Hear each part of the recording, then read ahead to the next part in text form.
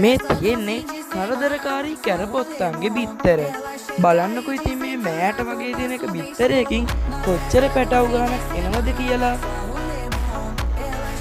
මේ බලන්නකො මේ පූස්තඩිය කරන වැඩෙන් මේ බබාව බේරගන්නේ කවුද කියලා.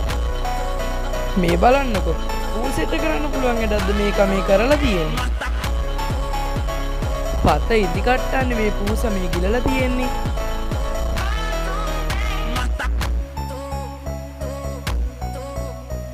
මේ දෙන්නගේ හුරතරේ බලන ගමන් වීඩියෝ එකටත් ලයික් එකක් දාලා channel එකත් subscribe කරලා bell notification උත් on කරගමුකෝ බලන්න. මේ ඉස්සෝ කියන්නේ එකිනෙකාගේ මූණට මුද්‍රා කරලා බලය පෙන්වන අමුතුම සතෙක්. මේ ඉන්නේ රිබන් වෝම් කෙනෙක්.